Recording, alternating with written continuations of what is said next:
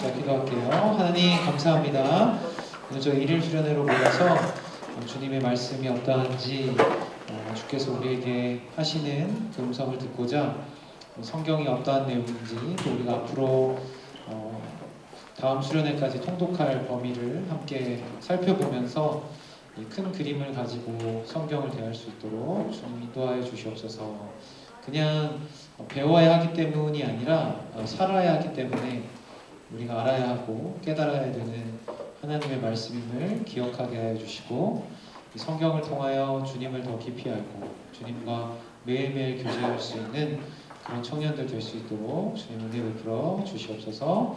우리 가운데 오늘도 함께 하시고 말씀하실 주님 기대합니다. 감사합니다. 예수님의 이름으로 기도합니다. 아멘. 자, 우리 세 번째 제가 해야 될 부분은 이제 이사야, 예레미야, 애가, 에스겔입니다. 그 구약을 읽을 때 제일 어려운 부분 중에 하나는 뭐냐면 개인적인 생각은 다 다를 수 있겠지만 이제 역사와 함께 이 이야기들이 펼쳐지기 때문인 것 같아요.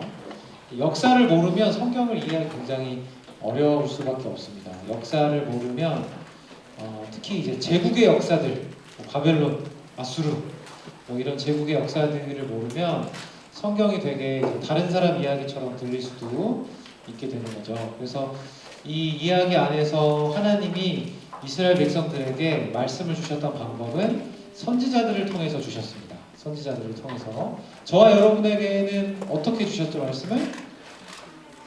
네, 성경을 통해서 주셨죠. 근데 이때에는 특별히 선지자들을 택하셔서 하나님의 말씀을 대언하게 하셨습니다.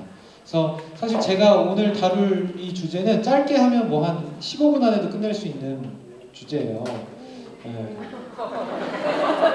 좋아하는 거니 뭐 아쉬워하는 거니 애매한 태도는 좋지 않습니다. 이게 구약을 계속 보시면 알겠지만 이따 말씀 집회할 때도 말씀을 잠깐 드리겠지만 이게 사실 반복이거든요. 인간이 하는 짓이 다 똑같아요. 시대만 다르고 문화만 다르지만 인간은 하는 행동과 마음과 태도는 늘 똑같았습니다. 우리 주님만 불변하시는 분이 아니에요. 인간도 참 안 변합니다. 그 역사에 그 수레바퀴 같은 것들이 계속 반복되는 것들을 구약을 통해서 보는 거죠. 그래서 구약을 통해 여러분들이 이제 직면해야 할 건, 제가 지금 이런 이야기를 왜 해드리냐면 구약을 읽으실 때 이런 마음가짐을 읽으셔야 은혜가 된다는 걸 지금 제가 설명해 드리는 거예요. 그래서 이거 구약을 읽으실 때 되게 답답하잖아요, 이 사람들. 그게 누구라고요? 나라고요. 내 얘기 하시는 거예요, 내 얘기. 여러분 얘기, 제 얘기를 하시려고 똑같은 얘기를 다른 방식으로 여러 가지의 그 패턴과 다양한 인물들과 이런 걸 사용하셔서 쓰시는 거죠. 그래서 구약을 읽을 때 결론이 어떻게 나야 되냐면 딱 말라기까지 여러분들이 읽으실 때 딱 말라기를 딱 덮으면서 소망 없다. 딱 이 생각이 들어야 돼요. 어떤 인물이나 어떤 중간중간에 이렇게 좀 독특한 사람들 있잖아요. 하나님 말씀을 좀 잘 따라 사는 사람들 같은 사람들 종종 그런 왕들도 보이고 그런 사람들을 볼 때마다 소망이 있는 것처럼 보시면 안 되는 게 그 인물들은 다 누구를 나중에 보여주는 사람들이에요? 그렇죠. 예수님을 보여주는 사람들이에요. 예수님과 같은 이런 왕이 나와야 이스라엘의 소망이 있겠구나 볼 수 있는. 자, 그래서 짧게 할 수 있는 거지만 페이지로 수로 한 28페이지 정도밖에 준비를 안 했습니다. 저는 읽고 넘어갈 거기 때문에 여러분들이 알아서 따라오시면 되겠어요. 자, 먼저 이사야서를 볼게요. 저는 이사야, 예레미야, 애가, 에스겔 4개를 볼 텐데 이사야서를 먼저 보죠. 항상 성경은 어디다가 이제 집중을 해야 성경의 내용이 잘 보일 텐데 이제 저는 개관하고 그다음에 이게 구속사적인 의미, 제가 지난 1월에 얘기를 잠깐 드렸지만 우리를 하나님께서 구원하시기 위해 주님의 관심은 그거밖에 없거든요.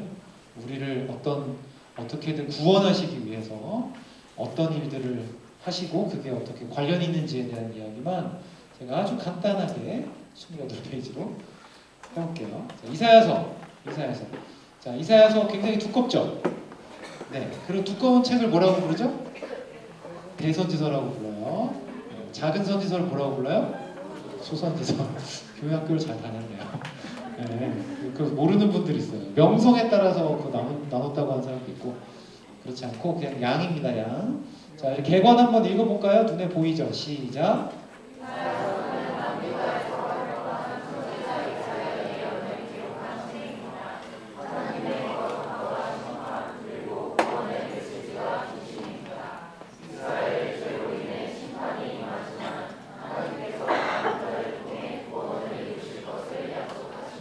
네, 하나님의 그 심판의 메시지가 있고요. 그리고 그거에 따라서 구원을 주시고 하나님이 우리도 그렇지만 이스라엘 백성들에게도 동일하게 그러니까 잘못한 것들을 그 죄를 묵과하지 않으시죠.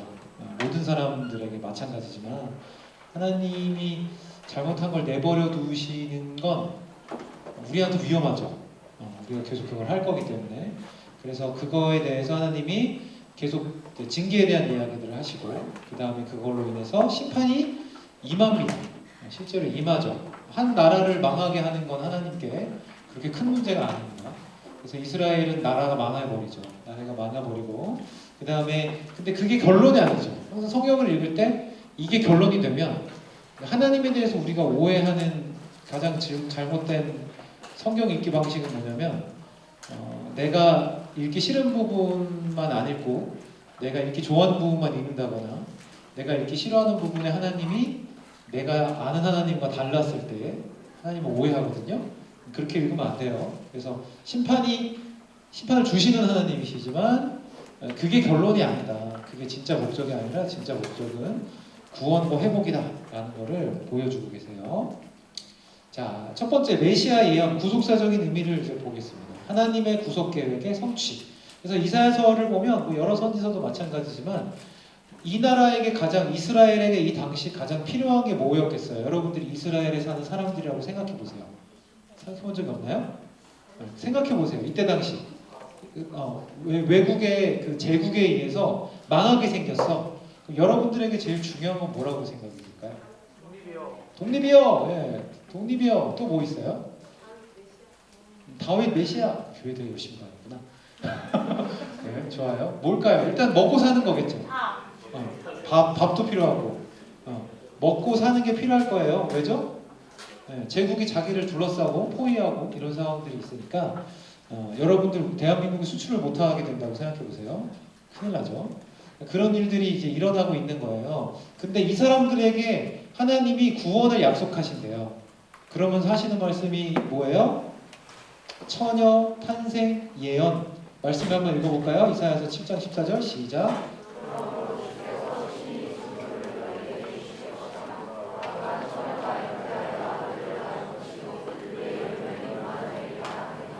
자, 이거 누구에 대한 예언이에요? 예수님에 대한 예언이죠. 이사야서에 이게 기록되어 있죠. 자, 당시에 사는 사람들에게 이게 얼마나 중요했을까요? 별로 안 중요했겠죠. 실감이 와닿지 않겠죠. 그래서 하나님이 우리와 함께 하신다는데 우리의 삶은 왜 이러죠? 라고 하는 생각이 그들 안에 있었겠죠. 그럼 제가 여러분들에게 질문 드릴게요. 이게 여러분들의 삶에 얼마나 중요하죠, 지금? 매우 중요합니다. 매우 중요합니다. 좋아요. 하나님이 그렇게 어려운 세대 가운데, 어려운 나라 가운데에 이 예언을 주신다는 건 지금 너희들에게 필요한 게 이거라는 거죠. 근데 사람들은 이거 안 필요해요 라고 얘기한다는 거죠. 근데 이게 우리 모습이라는 거예요. 자, 분위기가 원래 이렇게 심각했나요? 자, 이 이야기는 그 구약에 나오는, 특별히 이사야서에 나오는 이야기는 마태복음 1장 23절에 그대로 나옵니다. 저랑 성경 공부하는 사람들은 많이 들어봤죠? 제가 새 생명 받는 친구들한테도 최근에 얘기했어요. 신약의 8에서 90%는 다 어디 얘기다? 구약의 얘기다. 그렇죠? 그래서 구약을 모르면 신약을 읽을 수 있다 없다? 없다. 그냥 짧아서 쉽게 느껴지는 거지만 실제 의미를 모를 겁니다. 잘 읽어봐도. 그래서 예수님은 하나님이 우리와 함께 계신다라는 뜻을 가지신 임마누엘이시고 그분이 나중에 처녀 안에 잉태해서 이 땅에 오실 거다. 그렇죠? 그러니까 하나님이 급조해서 예수님을 보내신 게 아니에요, 여러분에게. 자, 이것도 한번 읽어볼까요? 이사야서 9장 6절에서 7절 말씀 시작.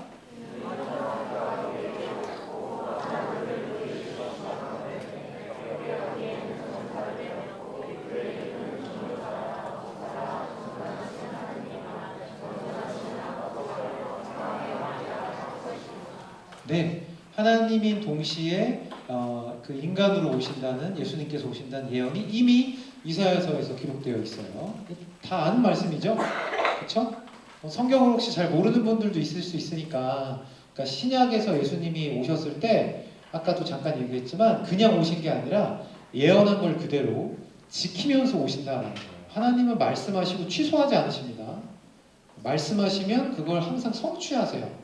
네, 거짓말하는 분이 아니시죠. 자, 이사야서 53장에 나와 있는 정말 유명한 사순절 지나고 있는데 한번 같이 읽어볼게요. 시작. 그는 실로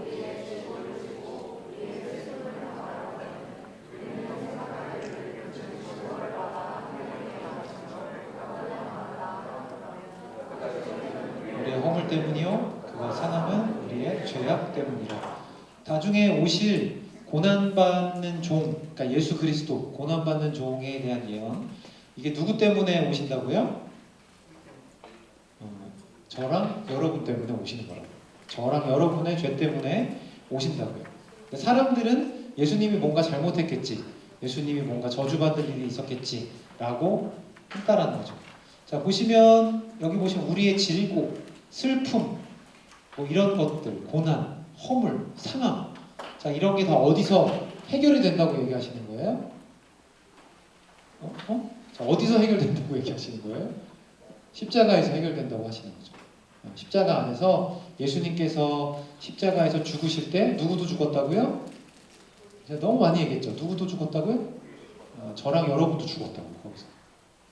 저랑 여러분 안에 있는 슬픔, 질고, 뭐 상처, 허물, 상함, 거기서 다 죽었다고요. 다 죽었어요. 그러니까 여러분들이 갖고 있다고 믿지 마시라고요. 여기서는 그렇게 믿지 말라는데 여러분들이 그걸 믿으면 안 돼요. 이렇게 여러분들이 옛 자아가 죽어있는 시체를 막 자꾸 묵상하면서 내가 저때 이렇게 죽었었지 이런 걸 묵상하지 말라고. 여러분 새 사람이니까. 자, 제가 재밌는 거 이거 개관하다가 제가 옛날에 봤던 책이 떠올라서 한번 뒤져봤어요. 그 피터 스토너라는 사람이 있어요. 이 사람은 이제 그 과학자예요. 통계학자고 사이언스 픽스라는 책을 읽어보면 그 나와 있을 거예요. 관심 있는 분들 읽어보세요. 네, 여러분들 알아서 구입해서. 자, 구약에는 메시아에 대한 예언이 300개 이상이 있어요. 300개 이상이 있어요. 다 뒤지면 300개 이상이 있는데, 자, 8개만, 그 중에 8개, 그냥 8개만 골라서 한 사람이 이거를 성취할 수 있는 확률을 이 사람이 굳이 계산했어요. 제가 과학자가 아닌 이유가 있는 거예요. 이걸 왜 계산할까요? 부르심인 거죠. 자, 8개의 예언을 한 사람이 성취할 확률, 이거 눈에 보이세요? 10의 17승의 1이에요. 통계나 수학하는 사람 없어요? 자, 이거 이름 뭐예요? 분의 1이에요. 저 정도의 저거를 계산해 본 적이 없어서 10의 17승분의 1이에요. 자, 이걸 또 굳이 이분이 또 비유로 들었어요. 우리 같은 사람을 위해서. 자, 이는 미국 텍사스주 전역을 50cm 깊이의 은하로 덮는데요. 50cm면 한 이만 하겠죠. 은하로 쫙 다 덮고 그 중에 한 가지에 특별한 동전을 이렇게 넣었어요. 그거를 무작위로 했을 때 나올 확률이래요. 무슨 말이에요? 말도 안 된다는 거죠. 읽으면서도 무슨 말인지 이해가 안 됐지만 한 가지 아는 건 제가 텍사스에서 오래 살아봤는데 진짜 넓다는 거 하나 알아요. 거기다가 50cm를 이렇게 물로 쫙 펼쳐놔도 어려울 것 같은데 그 중에 하나를 뽑았을 때에 이렇게 특별한 동전이 나온다? 말도 안 되는 거죠.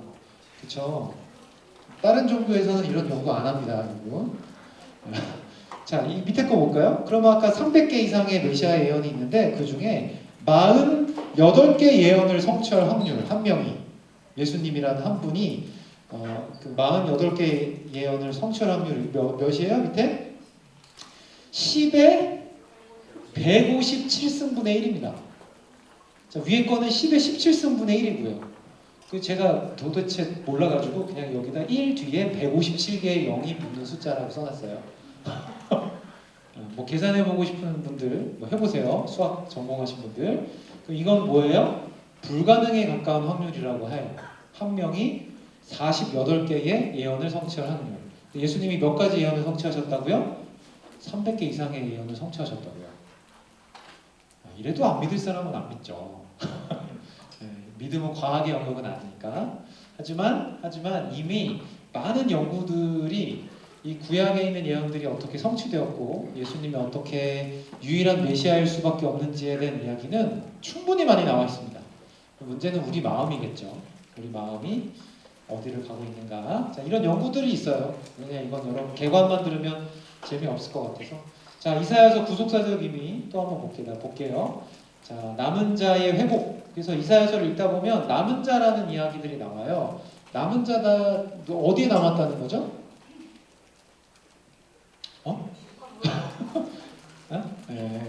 다시 남유다 쪽으로 나와서 다시 새로운 뭐 성벽을 짓고 막 이런 얘기들 나오죠. 느헤미야, 그다음에 뭐 에스라, 그다음에 이런 얘기들이 나오죠. 자, 새 하늘과 새 땅에 대한 약속도 나와요. 여러분 이거 혹시 다 적는 건 아니죠?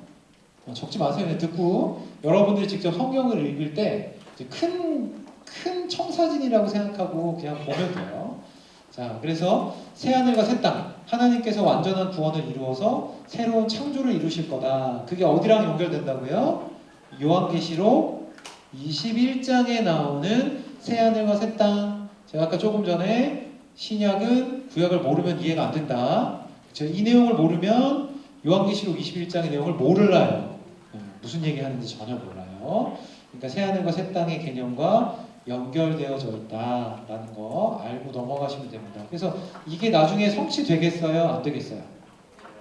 되죠. 그렇죠. 300개 이상의 예언을 한 분이 성취했는데 48개도 불가능한 건데 성취하신 분이 약속하시고 말씀하신 건데 안 이루어지겠습니까? 요한계시록 21장에 새하늘 새 땅이 우리 가운데 오는 걸 우리는 눈을 똑바로 뜨고 보게 될 겁니다.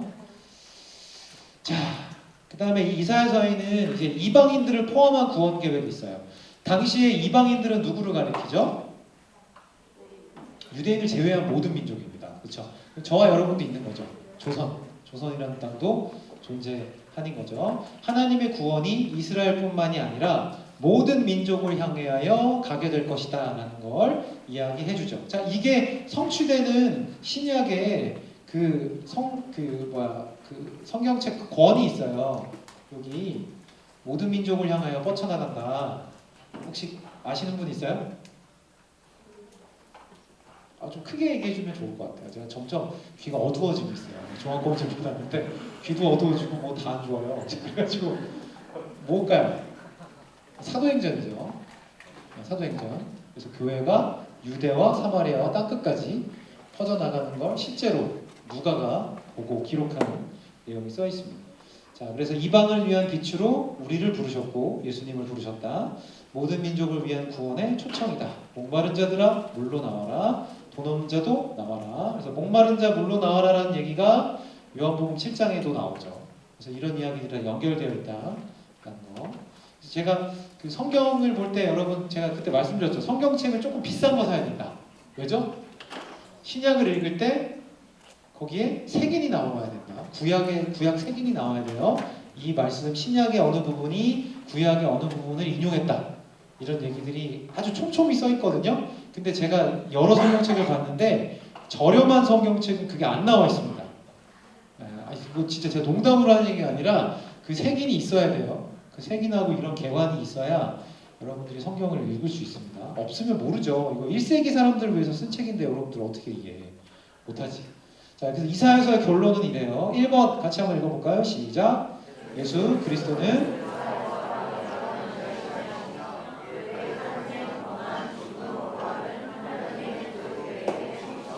네, 하나도 땅에 떨어지지 않고 다 성취됐습니다. 그렇죠? 그 결과물이 열매들이 저와 여러분이죠. 2번 읽어볼게요. 시작.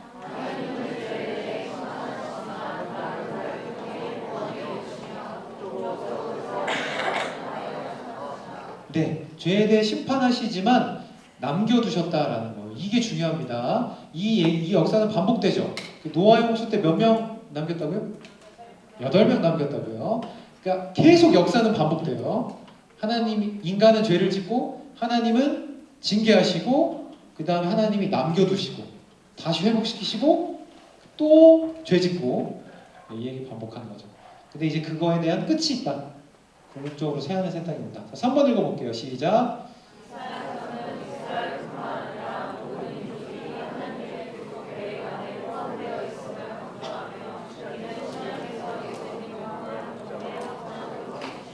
네, 예수님을 통한 복음의 확장이 사도행전에 제일 먼저 나온다고 했죠.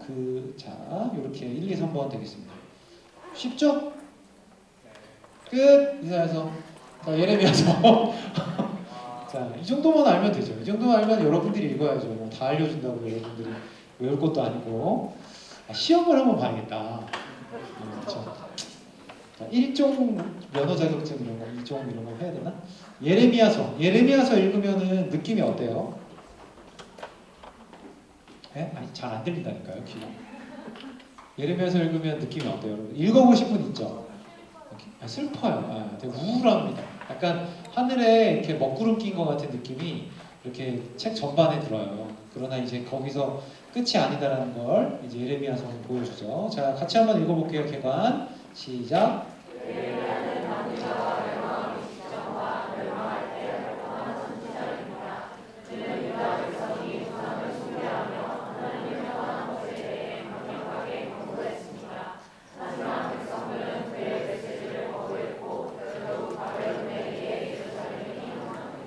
네, 이스라엘 사람들은 이상한 긍정적인 생각이 있었어요. 하나님이 자기들을 절대 망하게 하지 않을 거라는 생각. 절대 망하게 하지 않을 거래. 근데 여러분, 사랑은 그런 게 아니죠. 진짜 사랑은 징계할 때 해야 되고, 진짜 사랑은 이렇게 망할 것 같은, 완전 망해야 하는 사람을 살려주시는 거를 하나님은 계속 하십니다. 백성들이 그래서 그 선지자들의 얘기를 들었어요? 안 들었어요? 안 들었어요. 안 듣습니다. 우리도 똑같죠? 네. 여러분들 일주일에 말씀 몇 개 들으시는지 모르겠지만 말씀을 전 참 많이 거부하는 것 같아요. 그 메시지를 거부하고 바벨론의 예루살렘이 함락당하는 일을 이스라엘 백성들은 실제로 경험하게 돼요. 유다 백성들이 참 신기한 게 우리도 그러지만 자기들이 하나님을 떠나고 있는데 교회에 계속 나오니까 뭔가를 계속 하니까 자기가 하나님을 계속 잘 따르고 있다고 생각했던 것 같아요. 그래서 하나님이 자기를 버리지 않을 거라고. 근데 성경을 보면 하나님의 마음이 전혀 이스라엘 사람들과 같지 않으셨죠. 그래서 결국 바벨론에 의해 예루살렘이 함락됩니다. 그래서 구약에서 보면 아까 뭐 소선지서, 대선지서 이런 것들 계속 읽을 때 하나님이 한 번 얘기하시나요? 여러 번인데 진짜 여러 번 얘기하십니다. 여러분들도 지금 통독을 하시지만 굉장히 반복된 얘기를 듣는 것 같은 생각 안 드세요? 신명기만 읽어봐도 같은 내용이 여러 번 반복되거든요. 들으라 이스라엘아, 들으라 이스라엘아, 나 여호와는 너의 하나님이시니. 그러면서 하는 뒤에 얘기는 다 똑같습니다. 크게 다르지 않아요. 크게 다르지 않아요. 그런 얘기를 반복해서 하시지만 안 듣는다. 안 듣는다. 저는 이걸 몸소 체험하고 있거든요. 저 애들이 우리 애들 얘기만 해도 약간 슬퍼지네요.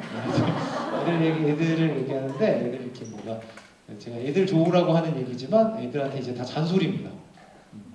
반복돼서 하는 얘기는 다 잔소리죠. 좋은 얘기는 반복되는 얘기를 할 때 그 가치가 떨어지죠. 뭐 사랑해 이런 얘기는 가치가 떨어지는 것처럼 이렇게 계속 떨어지게 되고, 근데 하나님은 포기하지 않으십니다. 하나님은 구약 내내 이 얘기를 하세요. 자, 하나님의 공의와 심판. 자, 하나님은 공의로우신 분이십니다. 믿으십니까? 아유, 또 아멘을 잘 안 하네요. 하나님 공의로운 분이세요. 아멘이세요? 네, 하나님 자비로운 분이시죠. 하나님은 공의와 자비가 함께 있는 분이에요. 여러분, 그러니까 대부분의 사람들이 또 어느 사람들은 굉장히 공의에 집중하고 또 어떤 사람들은 제 경험상은 더 많은 사람들이 자비에 집중하는 것 같아. 하나님의 자비의 성품을 굉장히 의지하는 것 같아요. 근데 두 개 다 되게 균형 잡히신 분이에요. 예, 그래서 신약이 쉽다고 하는 사람들은 대부분 이런 공의의 장면들이 성경에 신약에 많이 좀 덜 나오니까 그런 것 같은데 절대 그렇지 않습니다. 하나님 굉장히 공의로우시고 그 공의로우심 때문에 십자가 달려 죽으신 거예요. 그렇죠? 하늘에서 그냥 내가 너희들 죄 이제부터 용서해 줄게 이렇게 하실 수 없으신 분입니다. 하나님은 예, 죄에 대한 대가를 지불을 하셔야 되는 분이에요. 공의로우신 분이기 때문에. 자, 근데 이게 문제는 인간의 죄에 대한 하나님의 응답이라는 거죠. 하나님은 죄 지으신 적 없습니다. 그죠? 자, 밑에 유다의 죄악 노란색 글씨 말씀 한번 읽어볼게요. 시작.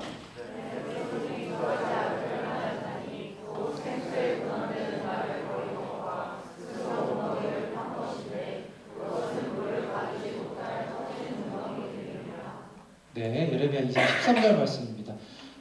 하나님께서 이스라엘 백성들을 진단하셨을 때 그들의 죄의 본질, 뭐 수많은 다른 것들이 있지만 죄의 본질이 뭐라고요? 생수의 근원인 나를 버렸어. 왜 버렸어요? 지들이 마음대로 웅덩이를 판 거예요. 이 웅덩이는 뭐게요? 물이 나올 거라고 생각했겠죠. 그 물은 뭐겠어요? 내가 지금 처해 있는 상황의 해결, 내가 지금 벗어나고 싶은 문제의 해결, 이 상황에 대한 종료, 이거를 누가 해준다고요? 자기들이 했다고요. 자기들이 하기 위해서 이스라엘 백성들은 애굽에 가서도 빌부터 보고, 그렇죠? 그런 일들을 하고 하나님 버리고 다 우상 숭배하고. 생수의 근원되는 하나님을 의지해야 되는 이스라엘 백성이 하나님을 버리고 웅덩이를 팠어. 근데 그 결과가 뭐야? 물을 가두지 못한대. 그건 물을 가두지 못할 웅덩이인 거예요. 군대 나오신 분 계세요? 아무도 안 나왔어요? 당신 직장 군대. 자, 군대 가면 요즘은 안 할지도 모르겠는데 군대 가면 많이 하는 일 중에 하나가 땅 파는 겁니다. 땅을 막 파요. 땅을 파는데 목적이 있을까요? 없습니다. 그 땅을 다시 덮으라고요. 농담인 것 같지? 팠다가 없습니다. 일주일에 한 번씩 정도는 한 것 같아요. 근데 그거 왜 그렇게 시킬까요? 그냥 하는 거예요. 할 게 없으니까. 진짜로 할 게 없으니까. 남자들끼리 모여있는데 이런 거라도 해야 싸우지 않지 서로. 힘들어서 빨리 자거든요. 그러니까 진짜인데. 자, 근데 그렇게 이렇게 펐다가 덮었다 펐다 덮었다 이렇게 반복하면 처음에는 되게 열심히 해요. 이등병 때. 근데 반복되면 열심히 해요, 안 해요? 안 해요. 안 해요. 자, 적어도 그 정도는 알아, 인간은. 근데 인간이 어떻다고요? 해봤잖아. 여러분, 이렇게 살아봤잖아, 전에. 근데 왜 계속 팔고 있어요? 갑자기 분위기가 또 이래. 너무 현실성 있는 얘기예요? 자, 왜 계속 파냐고. 이거 그만 파자고. 그만 파자고. 이거 해결할 수 있는 분은 하나님밖에 없다고. 그럼 여러분들 하나님 의지해야지. 하나님 의지해야지. 하나님 의지하기 위해서 막 며칠 동안 금식기도 해보고 해야지. 그건 안 하잖아. 끝까지 내 방식과 어떤 계획으로 어떻게 해서든지 해결해 보려고 하잖아. 그렇게 했다는 거야, 이스라엘 백성들도. 그러면 누구만 힘들어요? 자기 자신만 힘든 거예요. 자, 바벨론을 통한 하나님의 심판. 여기 밑에 노란색 글씨 읽어볼게요. 시작.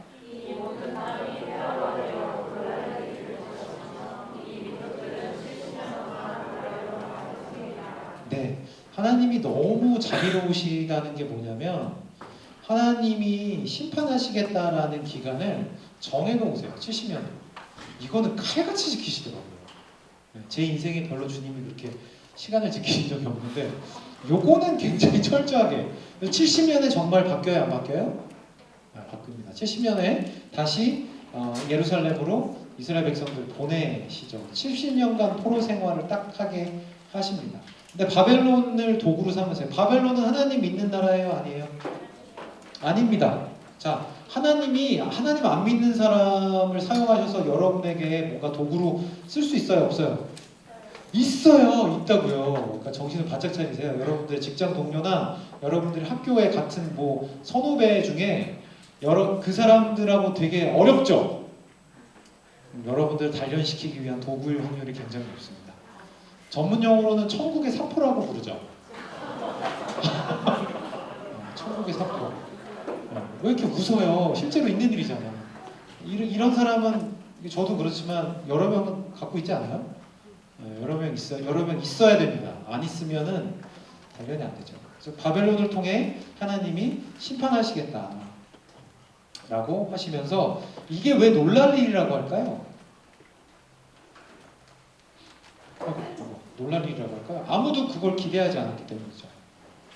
왜냐하면 이스라엘 백성들도 역사라는 게 있고 주변의 나라들도 역사를 다 알고 있잖아요. 저 나라는 하나님이 다스리는 나라. 왜냐하면 다윗 왕의 그걸 다 알고 있기 때문에 진짜 말도 안 된다. 어떻게 이런 나라가 한순간에 물론 시간이 조금 걸렸지만 한순간에 폐허가 된다. 진짜 폐허가 됩니다. 여러분 그 하나님의 성전이라고 지은 예루살렘 성전이 나중에 어떻게 되죠? 신약 때 무너져요. 무너집니다. 이건 절대 안 무너질 거야. 이런 거 없어요. 하나님 앞에. 무너집니다. 실제로 이스라엘은 이런 역사를 갖게 되죠. 자, 예루살렘 멸망과 성전 파괴. 그래서 아까 제가 말씀드린 신약에서 예루살렘 멸망은 AD 70년에 일어납니다. 예루살렘 성전이 무너져요, 실제로. 그래서 새로운 성전. 그래서 이 하나님의 새로운 성전의 개념이 나중에 사도 바울이 쓴 서신서에 나옵니다. 성전이 누구다 이제? 잠깐만요. 다시요. 자, 이제 성전이 누구다? 예, 여러분이라고요. 여러분이 성전이에요. 그러니까 여러분을 어떻게 해야 된다고요? 깨끗하게 해야 된다고요. 네. 하나님이 거하실 처소 성전이다. 거. 자, 이제 새 언약을 주십니다. 새 언약, 약속을 주신다. 말씀 읽어볼게요. 시작. 보라, 날이 이르리니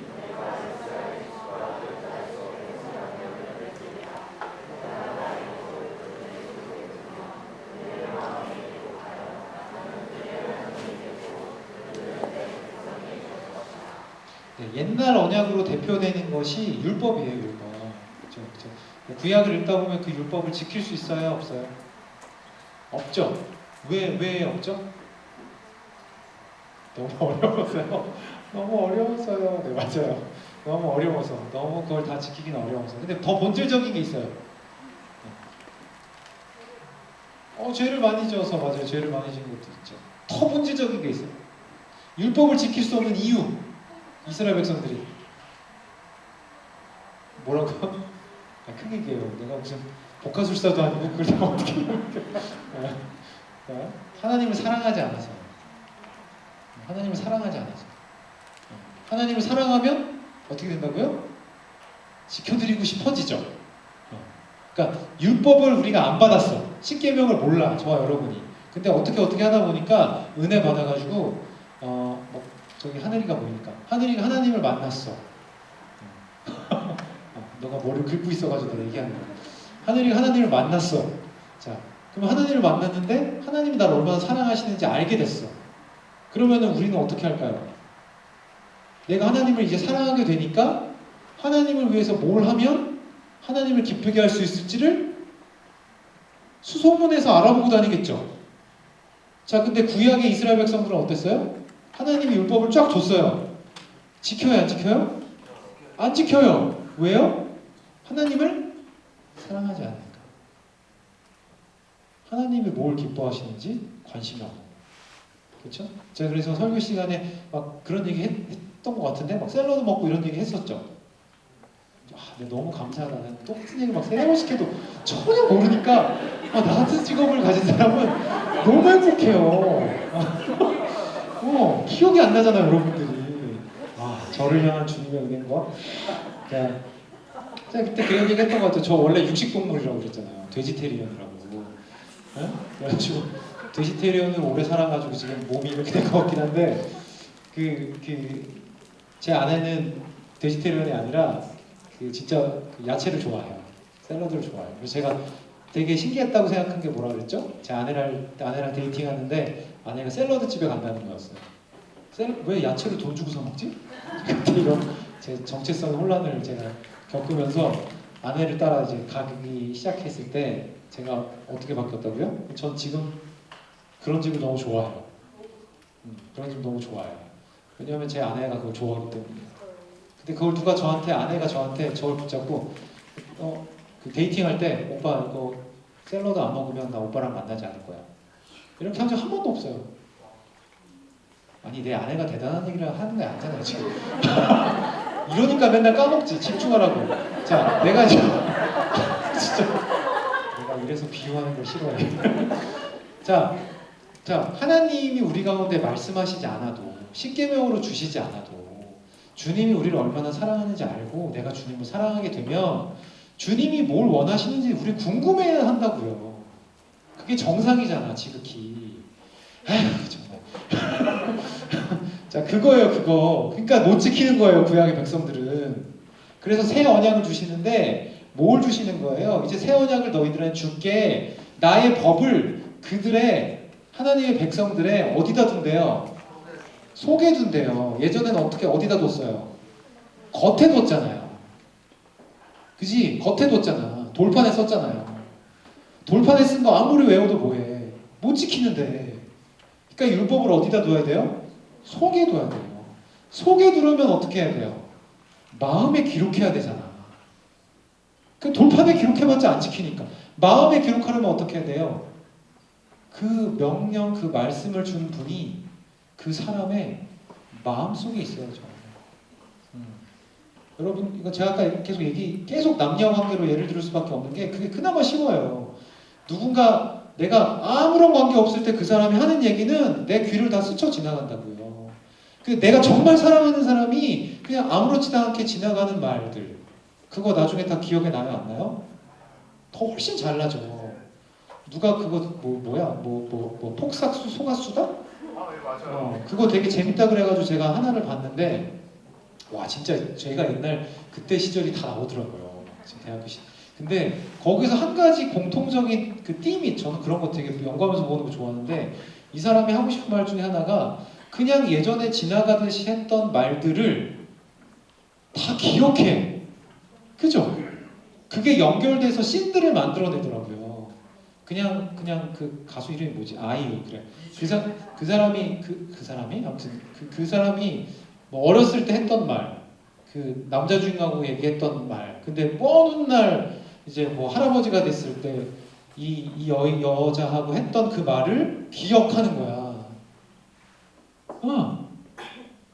아무도 신기하지 않는구나. 그게 마음에 기록한다는 얘기예요. 하나님을 사랑하게 되면 그렇게 된대. 근데 문제는 있잖아요. 이렇게 하시는데 이거를 우리가 먼저 못한다는 거죠.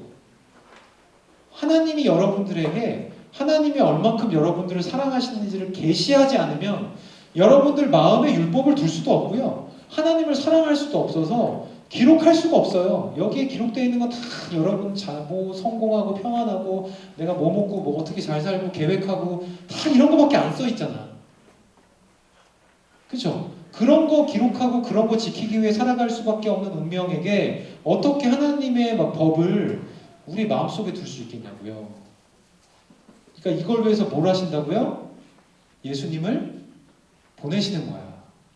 예수님이 이 땅에서 하신 십자가의 그 사랑이 있으니까 우리가 그걸 보고 깨닫게 되고 이렇게 되는 거죠. 이해가 되시죠? 이게 새 언약이란 말입니다. 그래서 어떻게 돼요? 나는 그들의 하나님이 되고 그들은 내 백성이 될 거야. 율법으로는 절대 지킬 수 없어. 십자가로만 이룰 수 있어. 라고 새 언약을 주시는 거예요.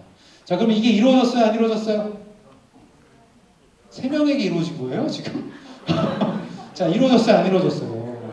이루어졌잖아. 이루어졌으니까 여러분 토요일 날 이 시간에 수련하자 그러니까 왔지? 왜 와요, 여기 지금? 응? 폭삭 그거나 보고 있겠죠. 응? 마음에 기록된 거죠. 하나님의 마음이. 그래서 우리가 궁금해하잖아. Q&A 할 때 제일 재밌는 게 뭐냐면 이런 생각들을 청년들이 하네. 전 그게 되게 감사한 게 뭔지 아세요? 그냥 어떻게 사는지에 대한 궁금이 아니라 하나님이 나를 어떻게 보실지에 대한 궁금증이잖아. 이게 기록된 사람만 할 수 있는 거야. 아시겠죠? 자, 새 언약의 특징. 그래서 첫 번째, 돌판이 아니라 마음에 새겨졌다. 새 언약은 성령님을 통해 마음에 기록될 수 있다. 자, 내적 변화와 개인적인 하나님과의 관계. 제사장을 통해서가 아닙니다. 더 이상 새 언약은 하나님과 직접적으로 교제할 수 있다. 직접적으로 교제할 수 있다. 자, 그래서 내적인 변화가 그 사람에게 일어난다, 안 일어난다? 일어난다고요. 안 일어나면 뭔가 문제가 있는 상태다. 그렇죠? 감기 바이러스만 들어와도 사람이 기침을 하는데 성령님이 들어오신 사람이 안 변해? 그럴 수 없다고요. 되게 재밌게 듣네요, 여러분. 심각한 얘기인데 안 바뀔 수 없어요. 그래서 제가 바뀌었는지 안 바뀌었는지 질문해 보라고 그랬죠. 그 사람이 궁금할 때. 자, 3번. 죄사함을 통한 영원한 구원. 그리스도를 통해 이 죄에 대한 구속이 완성됐다라고 하는 거죠. 자, 예레미야서. 자, 새 언약과 예수님과의 연관. 아까 말씀드린 거예요. 이 새 언약은 예수님을 통해서 우리 가운데에 성취되어집니다. 그래서 최후의 만찬에서 이자는 내 피로 세우는 새 언약이라고 예수님이 직접 말씀하시죠. 그래서 아까 구약 얘기 모르면 신약 얘기 모른다 했죠. 이 얘기를 그래서 딱 보고 예레미야서에서 그 새 언약이구나 라고 알아야 돼요. 이 신약의 누가복음을 읽으면서. 자, 새 언약은 율법이 아니라 아까 말씀드린 대로 율법을 지키는데 목숨 걸고 해도 못 지킨다. 자, 예수님의 보혈을 통해 성취되고 믿음으로 의롭게 되는 구원의 길을 제시하게 됩니다. 그래서 사람은 그건데 이제 크레센도처럼 주님을 처음에 딱 알게 되고 만나게 되고 새 언약이 자기 마음 가운데 딱 겨자씨처럼 성취되면요, 이게 올라가면서 변하기 시작해요. 사람은 성령님이 그 안에 있는 사람은 물론 이렇게 장기 시계열로 보면 이렇게 되죠. 단기로 보면 이렇게 하면서 올라갑니다. 여러 가지 상황 때문에 사람마다 다 다르지만. 자, 결론 읽어볼까? 1번 인간의 죄는부터 시작. 인간의 죄는 반드시 하나님의 공의로운 심판을 공의로운 심판을 반드시 받습니다. 반드시 받아요. 자, 2번 새 언약의 약속 시작. 율법을 넘어서는 마음에 새겨진 하나님의 언약이 예수님을 통해 성취돼. 이제 누군가를 사랑하게 되면 법 따위는 그렇게 중요하지 않습니다. 그렇죠. 제가 아까 그 드라마 얘기했지만 그 드라마에도 보니까 가족을 위해서 다 던지던데요. 지금에 많이 없어진 가치긴 하죠. 옛날에 진짜 다 그랬으니까. 그러니까 그런 가치, 다 던질 수 있는 가치. 법으로 이렇게 되어 있는 걸 지키지 않잖아요. 뭐 자녀에게 줄 수 있는 한도는 뭐 내 재산의 40%다. 뭐 이런 법이 존재하지 않죠. 가족들끼리 사랑하는데. 그거예요. 율법을 넘어서게 됩니다. 자, 3번 예레미야와 예수님의 연결 시작. 예레미야는 예수님의 고난받는 선지자적 사역을 예표함. 그렇죠? 구약에 있는 많은 인물들, 거의 대부분의 인물들이라고 할 수 있는데요. 그런 인물들은 예수님의 어떤 모습들을 예표하는 그림자가 되는 사람들로 나와 있습니다. 자, 결국 그 다음에 읽어볼게요. 예레미야서는 시작. 예레미야서는 죄로 인해 망할 수밖에 없는 인간을 향한 하나님의 구원 계획이 예수 그리스도를 통해 완성될 것임을 강력하게 예언하는 책입니다. 그래서 서두에 얘기한 것처럼 예레미야서를 읽으면 굉장히 막 구름 낀 것 같은 느낌이지만 그 구름 낀 그거 뒤에 뭐가 있다고요? 태양이 있다고요. 해가 있다고요. 그걸 보여주는 책이에요. 예수 그리스도를 이렇게 예표해서 너희들에게 예수님이 가서 새 언약을 성취할 거야라는 걸 보여주는 진짜 좋은 책입니다. 진짜 구름이한 책은 이 책이죠. 예레미야 애가입니다. 예레미야 애가는 진짜 콧물 진짜 다 흘리면서 쓴 책과 같은 그런 책이죠. 함께 읽어볼게요. 개관 시작.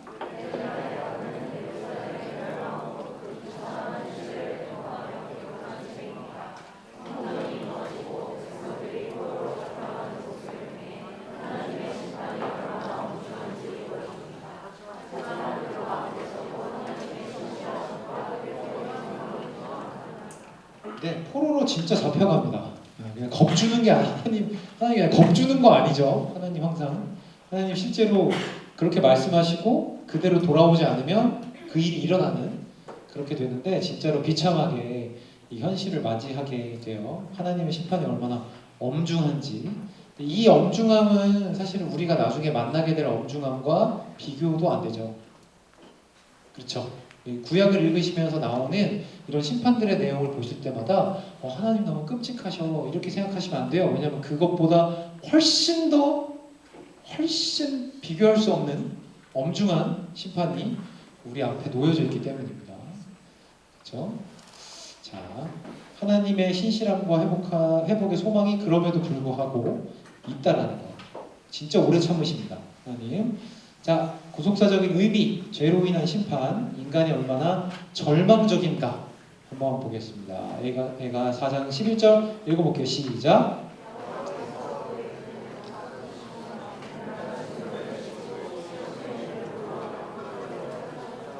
네, 이거 지금 누가 얘기하는 거예요?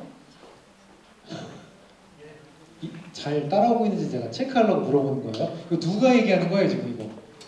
예레미야가 쓴 거잖아요. 예레미야가 얘기하는 거죠. 예레미야가 느낄 때, 그렇죠? 예레미야가 볼 때 지금 예루살렘에 이스라엘에 임하는 심판은 이런 느낌이라는 거예요.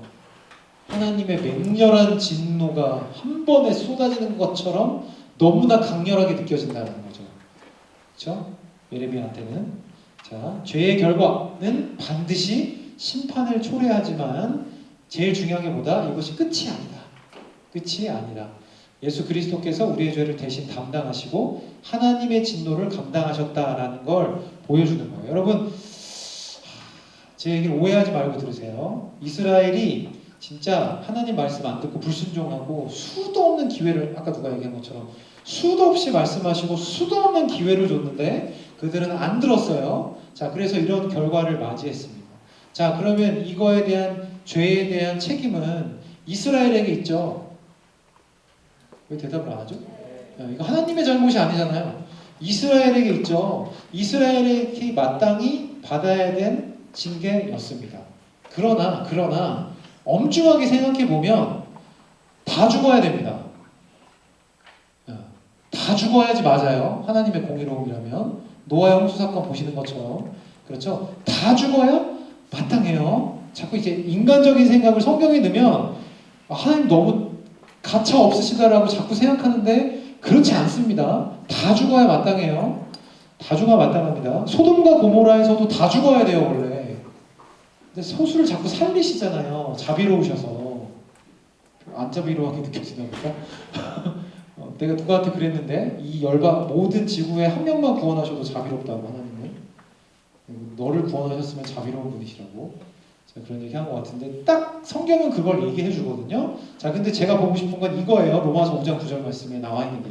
자, 그러면 인간의 책임이야. 인간이 다 죽어야 돼. 원래는. 근데 하나님이 자꾸 남은 자를 두시고 살려두시고 회복의 기회를 주시는데 이 징계를 나중에 누가 받아요? 예수님이 받는단 말이야.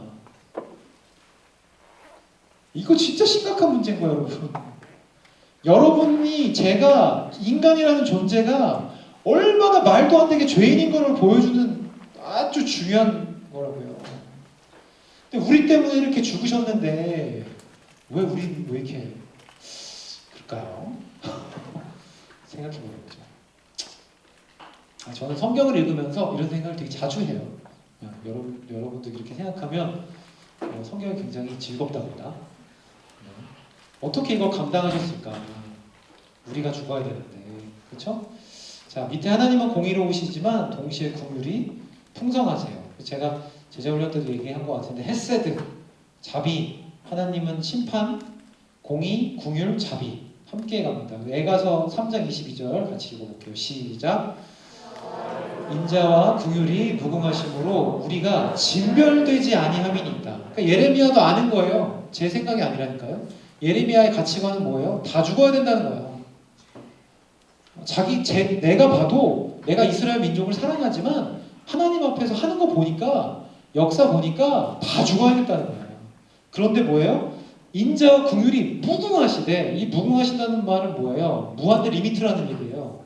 무한대 리미트로 갔기 때문에 우리가 조금이라도 살아있다는 거예요. 그러니까 죄의 무게가 우리가 생각하는 것보다 훨씬 무거워요, 여러분. 그냥 뭐 잘못했는데요, 이게 아니라고요. 존재적 완전 망가진 상태. 자, 하나님은 죄를 심판하시지만 구원의 길도 예비해 두신다. 예수님은 하나님의 긍휼의 완전한 표현이시다. 자, 이거보다 더 완벽한 표현이 어디 있겠어? 자기 아들을 죽인다고? 죄 짓지도 않았는데, 죄와 상관도 없는데, 인간이 잘못했는데 하나님이 자기 아들을 죽이신다고. 긍휼의 완전한 표현이죠. 그러니까 여러분들이 뭐 자비를 구하는 기도를 우리가 하잖아요. 주님께 내 삶의 어떤 문제들 때문에. 근데 주님이 그거 들어주실 텐데요. 왜 그걸 들어주신다라고 알 수 있냐면 이미 가장 확실한 표현을 하셨기 때문에. 이보다 완벽한 표현이 없어. 저 여러분들의 삶에. 십자가에서 죄인을 대신해 죽으셔서 영원한 자비를 이미 우리에게 주셨습니다. 주님 짱이죠, 진짜. 새 언약의 소망. 그러니까 예수님이 이 땅에 안 오셨으면, 그러니까 생각해 보세요. 저 가끔 그런 생각하거든요. 아직도 예수님이 안 오셨다면, 아직도 예수님이 안 오셨다면, 재림 말고 초림 처음 오셨을 때, 아직도 안 오셨다면, 내 삶은 소망이 없었겠구나. 자, 에가서 5장 21절 같이 읽어볼게요. 시작.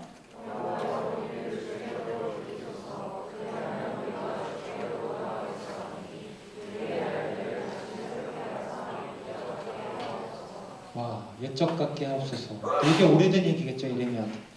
예레미야가 태어나서 한 번도 보지 못했을 만한 이스라엘이 하나님을 온전히 따랐을 그 잠깐의 순간들, 그때로 돌아갈 수 있겠습니다. 주님 우리를 돌이켜 주셔서. 재밌죠? 이렇게 기도하고 있는데 하나님은 이미 이때 당시에 이 일을 하고 계셨죠. 주께로 돌이키기 위해서 주님이 뭐하고 계셨죠? 바벨론으로 끌려가게 하셨죠. 바벨론으로 안 끌려갔으면 이스라엘 백성들은 안 돌아왔을 겁니다. 그것도 물론 잠시 돌아오는 것 뿐이긴 하지만 말라기 전에 느헤미야, 학계 이런 걸 통해서 성전을 다시 보수하고 성벽 건축하고 하면서 이스라엘 백성들이 잠깐 돌아오긴 하지만 이거 바벨론으로 유수를 안 당했으면, 포로로 안 끌려갔으면 이런 일은 없었을 거예요. 행복하지 않았을 겁니다. 재밌죠? 예레미야가 이렇게 기도할 때에 이미 하나님은 이걸 하고 있었어요. 돌이키시기 위해 작업을 다 과정들을 거치고 계셨죠. 자, 인간은 스스로 하나님께 돌아갈 수 없다. 그러나 예수님을 통해 새로운 관계를 맺게 될 수 있다. 예수님이 우리의 회복과 새 생명의 유일한 길이심을 예표합니다. 미리 보여줍니다. 라고 하는 거예요. 그러니까 예수님 없으면 진짜 아무것도 안 됩니다. 그렇죠? 자, 결론. 예레미야 애가죠. 자, 시작.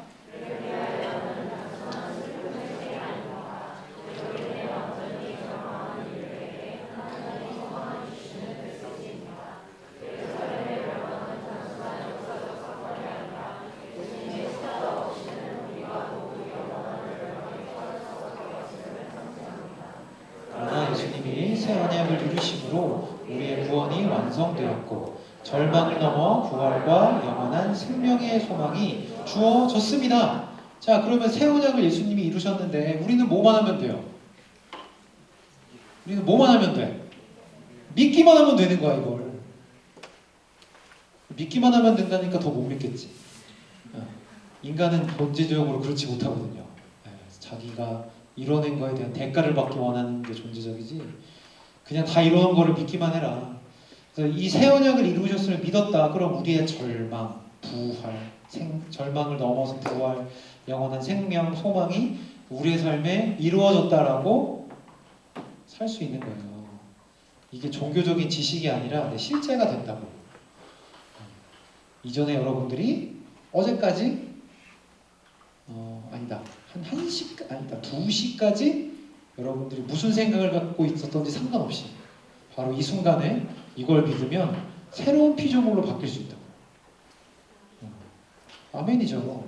한 명은 믿으면 안 되는데. 섭섭해요. 네. 한 명만 믿으라고 예수님이 십자가 달려 죽으셨으면 좀 그렇잖아요. 믿으면 바뀌어요. 안 바뀔 수 있는 게 없습니다. 안 바뀔 수 있는 게 아니에요. 제 얘기하면 너무 길어지니까 나중에 할래요. 자, 마지막 에스겔. 어이구, 시간이 30분이 넘게 남았네. 자, 마지막 에스겔입니다. 자, 개관만 읽어볼게요. 시대적 배경은 나중에 보고. 자, 시작.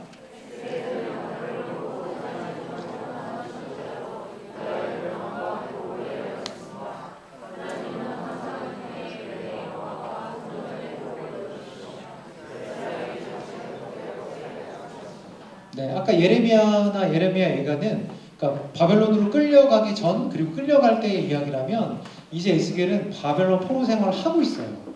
우리 주님 너무 친절하지 않으십니까? 말도 하나도 안 듣고 다 아까 말씀드린 것처럼 다 그냥 진멸시켜야 마땅한 사람들한테 계속 알람을 제공하세요. 야, 내가 그때 70년 약속한 거 기억하지? 야, 너 지금 잘하고 있으니까 그때가 나올 거야. 이러면서 계속 회복에 대한 메시지를 계속 주시는 거예요. 그게 에스겔서입니다. 자, 그래서 제가 아까 말씀드린 것처럼 성경이 놀라운 사실은 역사 가운데 하나님이 어떻게 우리를 구원하시기 위해 일하셨는가가 나온다는 거죠. 그래서 하나님 안 믿는 역사학자들도 뭐는 본다고요? 성경은 본다고요. 사료로서, 역사적 자료로서 성경을 다 참고합니다. 하나님 안 믿어도. 왜냐하면 성경만큼 사본이 많이 나온 역사 그 자료가 없어요. 오류가 없는 역사 자료가 없습니다. 실제로 역사 가운데서 이렇게 얘기하신 거예요.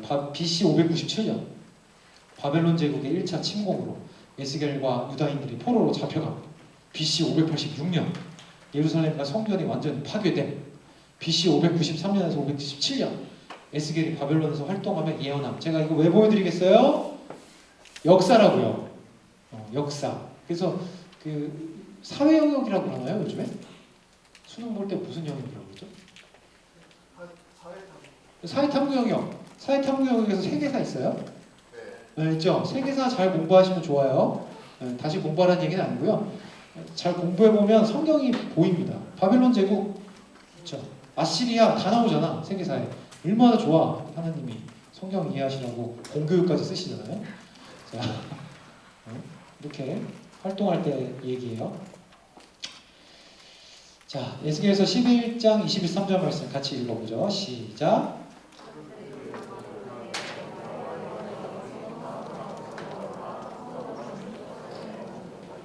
성읍 동쪽산에 머물고. 성경에서 동쪽은 하나님의 나라, 하나님의 임재가 가까운 쪽을 상징해요.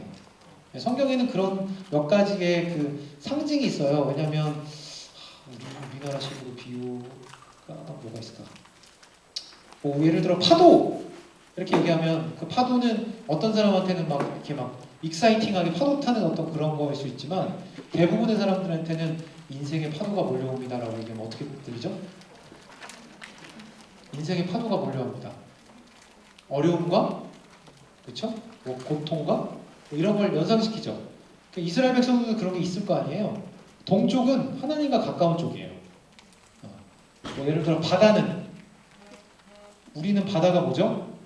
좋은 건가요? 좋을 수 있죠. 이스라엘 백성의 바다는 죽음입니다. 죽음. 그래서 다윗이 바다 끝에 거할지라도 그러죠. 나 죽음 거의 가까이 왔다 이런 뜻이죠. 그러니까 그런 것들이 있어요. 그래서 성읍 동쪽 산에 머문다. 여호와 영광이 성읍 가운데서 떠올라 성읍 동쪽 성에 떠오른다. 더 하나님 앞에 어떻게 보면 가까이 가게 될 것. 그런데 문제는 뭐예요? 현재 상황이 중요해요. 이게 선지서 읽을 때 현실과 하나님이 주시는 말씀이 얼마나 차이가 나는지를 보는 게 중요해요. 자, 현실에서는 뭐예요? 이스라엘은 어떻게 됐어요? 망했어요. 그렇죠? 이미 바벨론에서 살고 있습니다. 나라가 없어요. 다 폐허가 됐습니다. 근데 뭐라고 얘기하세요? 여호와의 영광이 성읍 가운데 떠올라 성읍 동쪽 산에 머물 거래. 이거 도대체 뭔 말씀이야? 말도 안 돼. 내가 눈에 볼 때는 지금 완전 다 망했는데 말도 안 되는 얘기 하시네. 내 하나님이 이루신다는 거죠.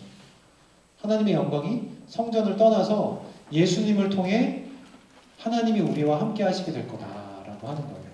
하나님이 영원히 함께 하신다, 우리 가운데 계신다라는 이야기는 성경 어디에 첫 번째로 나올까요? 이거는 그냥 알면 재밌는 얘기 정도. 시간이 남으니까 나도 좀 시간을 채워야 되지 않겠습니까?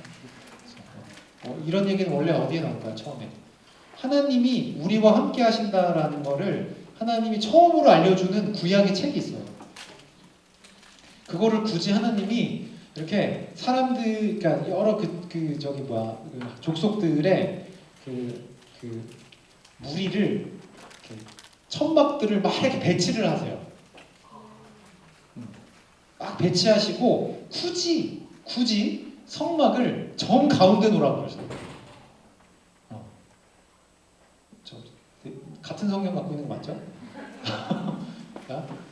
12지파를 막 이렇게 배치를 하시고 정 가운데에다가 하나님의 성막을 두게 하신 다음에 그 상태로 출애굽할 때 이동하라고 하시는 그 상태로 요 대형을 지키면 안 지키면 안 됩니다. 요 상태로 꼭 행군을 해야 돼요.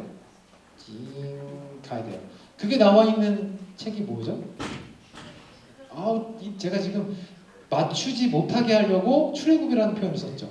출애굽기라고 얘기할 테니까. 자, 이렇게 하면 또 레위기가 나오죠. 재미가 없으니까. 네? 민수기에 나와요. 민수기에 넘버링이잖아요. 넘버스.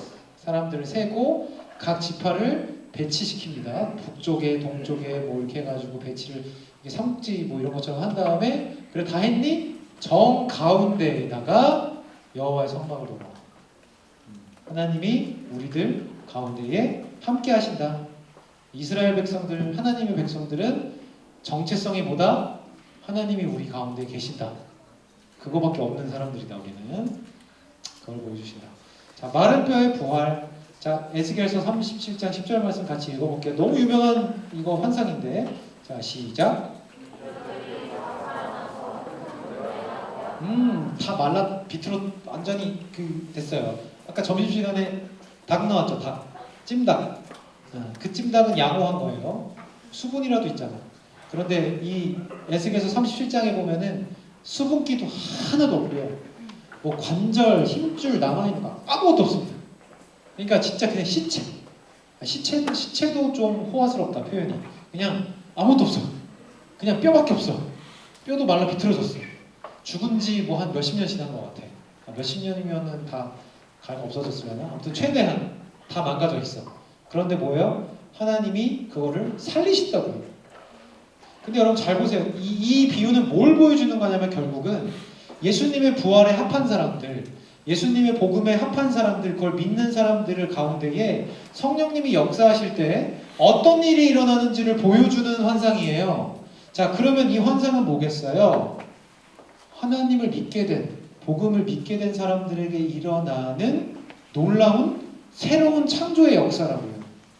자, 근데 뭐가 된다고요? 그냥 뼈들이 있는데 이걸 에스겔이 봤어. 에스겔이 무서웠을까 안 무서웠을까? 왜 무서웠을까? 너 지금 와가지고 못 본 줄 알아? 지금 와가지고 못 봤다고 보면 어떡해? 야, 빨리 앉아. 그래 앉아. 다 내가 지켜보고 있었던 거야? 지금 와가지고 모르겠어요. 다 들은 다음에 모르겠어요. 자, 어디까지 얘기했어? 자, 왜 무서웠겠어요, 이게?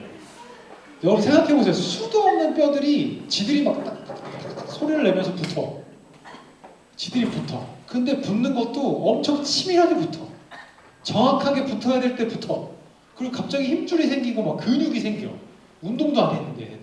그렇죠? 농구한 적도 없는데 팔뚝도 굵어지고 막 붙어. 근데 이런 게 아니라고요. 그냥 붙었어. 막 살았어. 사람의 형태가 됐어. 숨이 붙어서 살아났어. 이 정도가 아니라고요. 그냥 살아나서 겨우 천국 들어갈 수준이 아니라고요. 복음의 능력은.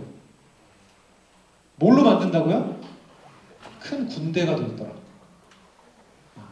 복음의 능력은 거기까지라고요. 복음의 능력을 경험했는데 예수님을 믿었는데 내 삶 살기에 전전긍긍하면 실제로 복음이 주시는 능력을 여러분 반도 못 누리고 있을 확률이 높아. 그렇다고요. 그 환상을 보여주시는 거예요. 다 죽었어, 다 망했어. 그런데 하나님이 숨을 넣으시니까 와, 큰 군대가 돼버리네. 인간의 눈으로 봤을 때 뭐 붙을 가능성이 있어. 뭐 제가 여기 새끼가 뭐 이렇게 잘리면은 급하게 얼음에 싸가지고 병원에 가면 여기 뭐 의사분들 있을 수도 있는데 급하게 막 이렇게 막 꼬매고 뭐 신경 이렇게 엮고 하면은 움직일 수는 있잖아요. 근데 그게 가능성이 있잖아요. 이 상태는 가능도 없다니까. 인간이 하나님이 보실 때 인간이 다 그 상태라는 거야. 다 죽어있다. 완전히. 이스라엘 백성들이. 다 죽어있다. 저와 여러분도 다 이 상태였다. 그런데 다 붙어서 살았잖아. 그렇죠. 살아서 군대라고요. 군대 이제. 군대. 여러분 폐잔병처럼 다니시지 마세요. 승리한 군대처럼 여러분 사셔야 돼요. 자, 이스라엘은 죄로 인해 영적으로 죽었지만 하나님이 다시 살리셨다. 예수님이 죽음에서 부활하신 것처럼 우리도 예수님을 믿을 때에 새 생명을 얻었다. 그래서 이 생명은 뭐다? 천국 가는 수준이 아니다. 너무 많이 얘기했다 이거 진짜. 이제 여러분 귀에서 피나죠? 천국 가는 수준의 그 생명이 아니다. 그냥 티켓 없고 이 수준이 아니라 진짜 사는 것처럼 사는 거다. 이 땅에서 사는 것처럼 사는 거다.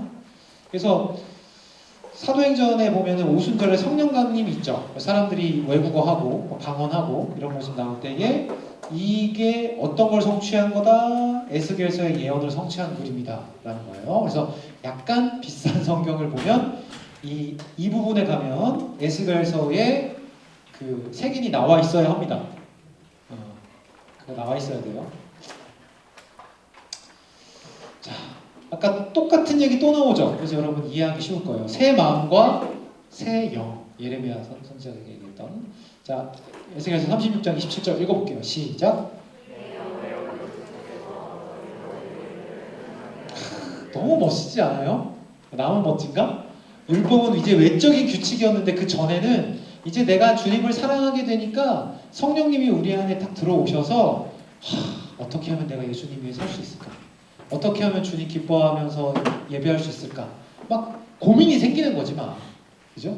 그래서 너희로 하나님의 율례, 법을 행하게 할 거야. 너희들의 계획과 능력으로 할 수 없었던 걸 내가 하게 할 거야. 라는 걸 약속을 하십니다. 자, 새 성전과 하나님의 임재, 예수 그리스도와 교회의 성취. 그래서 지금 여러분들이 다니는 교회는 그냥 사람들이 제도적으로 만든 게 아닙니다. 그냥 만들어진 게 아니라고요. 그래서 막 이 교회라는 곳을 여러분이 막 뭐 회사나 어떤 법인이나 공공기관이랑 비교하지 마세요. 그거 불가능합니다.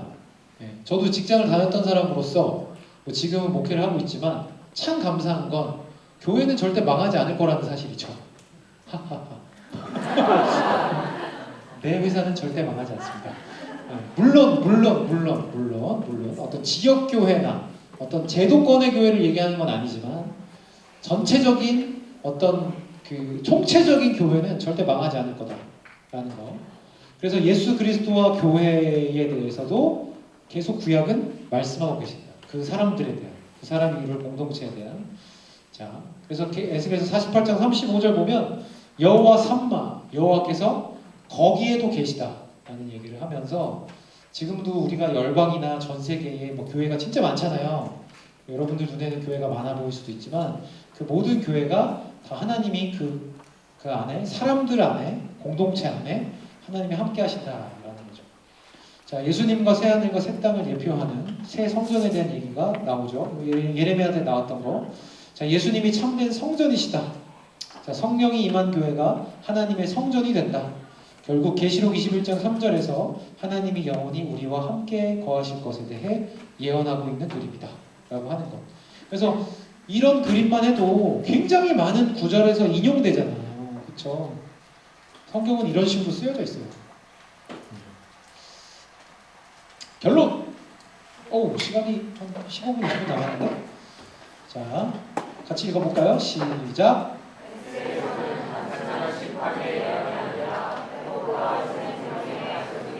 자, 첫 번째 동글뱅이 시작.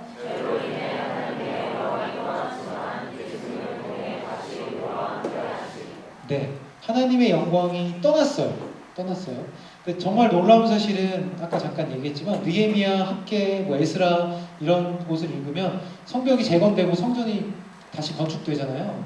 하나님이 그들과 함께 하십니다. 그런데 성전이 건축돼서 함께하는 게 아니죠. 그 성전을 건축하면서 누가 바뀌었을까요? 사람들이 바뀌었어요. 사람들이 바뀌었죠. 사람들이 바뀌니까 무슨 일이 날까요? 그 사람들이 갑자기 에스라를 찾아와서, 에스라가 맞나? 느헤미야가? 아무튼 에스라를 찾아와서 갑자기 집회를 하자고 얘기해요. 여러분들도 그래요? 저는 가만히 있는데 목사님 기도하고 싶어요 라고 하는 거랑 똑같은 거예요. 저는 그럴 의향이 없는데 여러분들이 저한테 막 찾아와서 막 리더들이 막 찾아와가지고 목사님 저희가 이제 기도를 해야겠습니다. 그런 일이 일어나고 있거든요. 저희 공동체 안에 사실은. 근데 되게 감사하죠. 왜냐면 이 일이 일어나니까. 왜요? 하나님 앞에 자발적으로 하기 시작하는 일들이 일어나는 거예요. 그러니까 성벽과 성전을 건축한 다음에 자발적으로 하는 그런 일들이 일어나고 자발적으로 이방인 여인을 취했던 사람들이 다시 그걸 다 정리합니다. 그러니까 내가 지었던 죄들을 다 정리해요. 깨끗이 리셋합니다. 네, 리셋해요. 다 리셋을 하고 막 그런 일을 하면서 실제로 하나님이 재건하고 싶었던 성벽이 이스라엘 백성들이었다라는 걸 보여주시죠. 그런데 문제는 그게 얼마 지나서 끝나버려요. 다시 이스라엘 백성들이 죄를 짓기 시작하고 하나님을 떠납니다. 그래서 여러분들이 맞이하게 되는 책이 나중에 보겠지만 말라기예요. 말라기에 보면 무슨 내용이 나와요? 성전문을 닫아버려라. 내가 무슨 너희들한테 예배를 구걸하는 자냐? 이렇게 얘기하세요. 내가 무슨 너희들이 뭐 예배가 필요해? 돈이 필요해. 재물이 필요해. 내가 그런 하나님이야? 야, 그렇게 할 거면 그냥 닫아버려. 야, 너 경멸스럽다. 그렇게 예배하니까 경멸스러워. 난 안 받을 거야. 그러니까 문 닫어. 그러니까 예배를 잘못 드리는 게 죄가 아니라고 생각하시면 안 돼요. 예배를 바른 태도와 바른 마음으로 드려야 되는 거예요. 그러니까 잘못된 태도로 하나님께 나오니까 하나님이 문 닫아버리겠대. 그래서 실제로 닫으십니다. 실제로 닫으세요.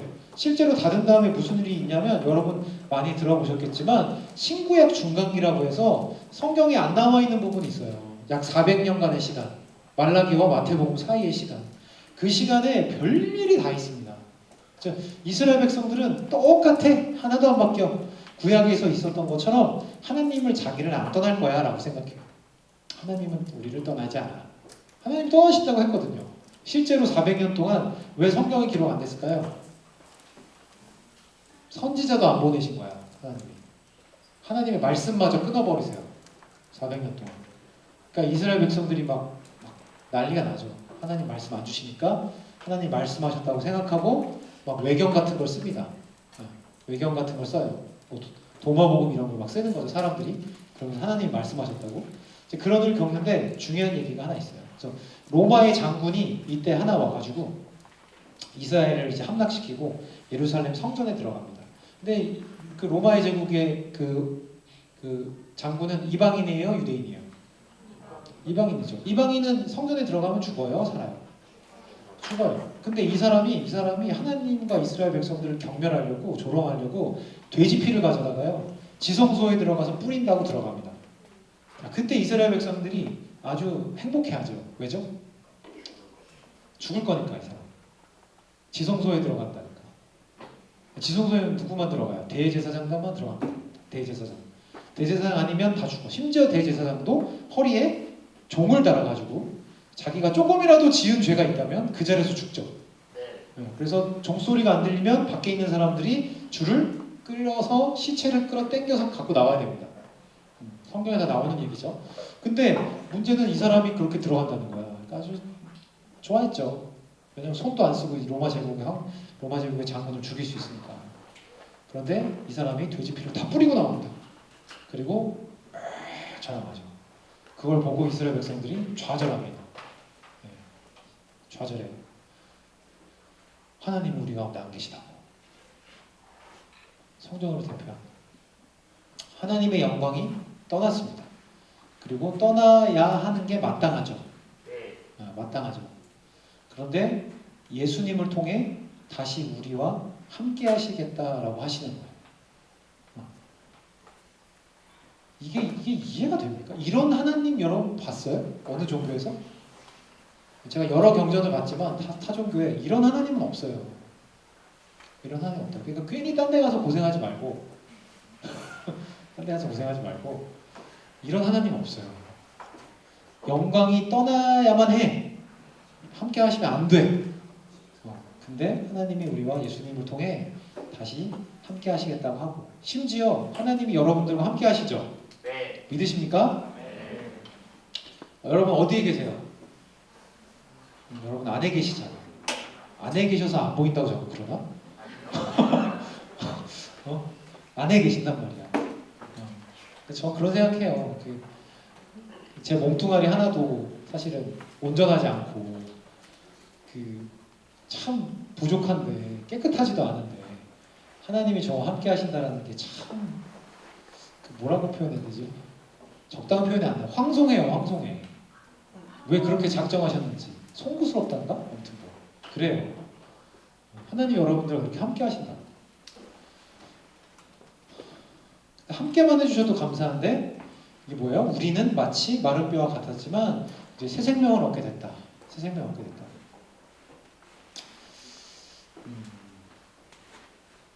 계속 가볼까요? 두 번째 거, 성령이 우리 안에 거하심으로 우리는 하나님의 성전이 됐다. 자, 마지막 때에는 새 하늘과 새 땅에서 하나님과 영원히 함께 살게 될 것. 자, 여러분 하나님과 함께 하는 거, 지금 여러분 가운데 내주하시는 하나님과 함께 하시는 게 즐겁지 않으면 나중에 새 하늘 새 땅에서 하나님과 영원히 함께 사는 게 얼마나 곤욕스러울까요? 생각해 본 적 있어요? 아니요. 생각해봐요. 그러면 그러니까 지금 우리가 살아가는 세상에서 하나님과 교제하는 게, 그럼 여러분 잘 돼 있어야 돼요. 물론 그게 여러분들이 천국 가고 천국 안 가고의 기준은 될 수 없지만, 제가 어떤 설교를 듣는데 굉장히 인상 깊었어요. 그분이 뭐라고 하셨냐면, 하나님을 이 땅에서 적당하게 계속 거리두고 그냥 내가 원하는 것만 얻으려고 하는 사람이 천국에 갔다. 그러면 하나님을 실제로 만나게 됐는데 하나님이 지나갈 때 하나님을 과연 알아볼 수 있을까? 라는 얘기를 하시는데, 물론 모르죠. 그분도 모르겠죠. 성경에 안 나와 있으니까 알아볼지 안 알아볼지. 근데 굉장히 중요한 인사이트를 주더라고요. 왜냐면 내가 지금 함께하고 싶어 하는 분과 영원히 함께하는 게 진짜 천국 아니야? 그렇죠? 내가 지금도 함께하고 싶어 하지 않은 분하고 영원히 함께하는 게 왜 천국이야? 혼잣말입니다. 혼잣말이에요. 제 안에 계속 제가 스스로 반문하는 거예요. 네, 스스로 반문. 난 지금 하나님과 영원히 함께하는 게 기쁜가? 얼마나 행복하지? 이 생각을 자꾸 하는 거죠. 저도 시간 거의 다 됐네요. 저도 마른 뼈 같았어요. 제가 뭐 제 육체 얘기를 자꾸 하지만 진짜 제 옛날 모습을 보면 여러분들은 저를 같이 하고 싶어 하지 않을 거예요. 진짜 마른 뼈 같이 살았어요. 이 마른 뼈가 혼자 힘으로 열심히 살아보려고 했으니 얼마 많은 우상을 만들고 얼마나 많은 그 목마름이 있었겠어요. 막 사람들의 관심 받고 싶어하고 막 애정에 갈망하고 그 사람하고 뭐 안 되면 뭐 큰일 날 것 같고 그런 인생을 살다가 이게 성령님을 통해 새 생명을 얻는다는 게 뭔지 경험하고 나니까 그런 것들이 다 되게 다 의미가 있지만 뭐 중요한 거지만 생각보다 그렇게 크지 않다는 걸 알게 됐어요. 왜냐면 내 안에 계신 예수님과 내가 깊이 교제하는 것만으로도 나는 매일매일 새로운 삶을 살 수 있다라는 것을 그냥 지식이 아니라 경험하고 매일 그렇게 살다 보니까 이게 진짜 천국이더라고요. 그래서 여러분 성경을 자꾸 읽으면서 여러분들이 그 천국을 경험하면 좋겠어요. 물론 때로는 그냥 텍스트 읽듯이 읽을 수 있어요. 읽을 수 있는데 저희가 이렇게 큰 개관이나 이런 것들을 설명해 드리는 건 여러분들이 성경을 읽으면서 이 이야기가 다른 누군가 1세기 혹은 그 전에 살던 사람들의 이야기가 아니라 이게 내 얘기라는 걸 좀 알았으면 좋겠어. 그러니까 여러분 이야기라는 걸 좀 알았으면 좋겠어. 그러면 여러분들이 이 안에서 살고 있으니까 굉장히 여러분 괜찮은 삶인 거예요. 여러분 어때도 상황과 조건이 어때도 괜찮은 사람인 거죠. 또 혼자 뭐 이렇게 얘기했습니다. 그렇다고요. 네. 자, 청일은 어디로 이동해요? 지금 광고를 해주면 좋을 것 같은데 부서별 이동할 때. 아, 지금 다 간사들 갔나? 청일 어디로 이동합니까? 108호로요? 몇 시까지 가면 돼요? 3시 반? 아니면 40분? 지금 안내해 줘. 3시 반까지요? 자, 그러면 기도하고 마칠 건데 청일은 3시 반까지 가시고요. 청일은 여기에 남아서 이따가 3시, 우리는 그래도 체력이 좀 필요하잖아요. 청일은 3시 40분에 모이도록 할 텐데 잠깐만요. 광고 하나 드릴게요. 여러분 부서별 그 활동하고 있는 시간이 끝나고 나서부터 그 중성전 앞쪽에 지난 수련회처럼 한 것처럼 화이트보드에다가 여러분 중보기도 제목을 붙일 수 있도록 그 포스트잇이랑 볼펜들을 놓을 거예요. 그럼 거기다가 작성해서 예배 전까지 작성해서 거기다가 이렇게 붙여주면 나중에 그거 가지고 같이 오늘 집회 때 기도하도록 하겠습니다. 아셨죠? 기도하고 마칠게요. 하나님 감사합니다. 또 구약을 통해서도 예수 그리스도께서 우리 가운데 어떻게 역사하셨는지 그리고 무엇을 이루고자 하시는지 우리 가운데 말씀해 주셔서 감사합니다. 이스라엘 백성들의 모습이 우리의 모습이었습니다. 주님 떠나서 그 터져버린 웅덩이가 마치 우리의 하나님이라도 된 것처럼 계속 그 웅덩이를 파고 그 안에 물을 담으려고 했었던 우리의 모습, 하나님을 버리고 우상을 따랐던 우리의 모습, 그 모습이 우리 가운데 여전히 있음에도 불구하고 예수 그리스도의 십자가의 사랑을 오늘도 우리 가운데 또 한 번 보여주시고 그것을 믿는 사람이 정말 새 피조물로 오늘 하루도 살아갈 수 있음을 우리 가운데 말씀해 주셔서 감사합니다. 이것이 우리의 지식에 머무르지 않기를 소원합니다. 이것이 우리의 실제가 되어 복음의 능력을 경험하고 정말 그 어떠한 연약함과 상처와 어려움이 우리의 옛자의 그 모든 습성들이 예수 그리스도와 함께 십자가에 못 박혀 죽고 이제 주님 부활하실 때 함께 부활함으로 그 복음의 능력을 온전히 누리는 우리 지체들 될 수 있도록 하나님 인도하여 주시옵소서. 주님 이제 부설별 프로그램 가질 때에도 함께 하셔서 우리 주님과 깊은 또 교제, 공동체 안에서 깊은 교제 나눌 수 있도록 축복하여 주시옵소서. 감사합니다. 사랑합니다. 예수님의 이름으로 기도드립니다. 아멘. 아멘. 자, 수고하셨습니다. 청의는 3시 40분에 다시 모이도록 하겠습니다.